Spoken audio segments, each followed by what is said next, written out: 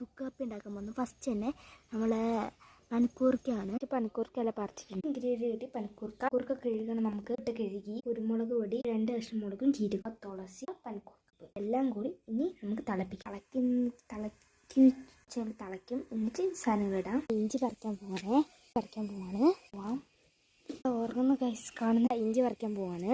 ഇഞ്ചിയുള്ള സ്ഥലം കിട്ടിയിട്ടുണ്ട്. നമുക്ക് ഇഞ്ചി ഇതാക്കാൻ പോകുന്നത്.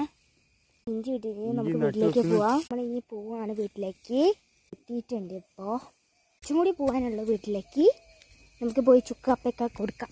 ഏകദേശം തിളയ്ക്കുന്നുണ്ട്. ഇപ്പോൾ ഇനി നമുക്ക് അരക്കണത് ചതച്ച് ഇനി വെള്ളത്തേക്ക് ഇടണം. നമുക്ക് ഇട്ട് കൊടുക്കണം. ഈ പനിക്കൂർക്ക വെള്ളത്തിൽ ഇട്ടിട്ടുണ്ട്. ഈ ചുക്കാപ്പിയിൽ പാക്കാം. ചുക്കാപ്പി റെഡി ആയിട്ടുണ്ട്. ഇനി നമുക്ക് അമ്മയ്ക്ക് കൊടുക്കാം.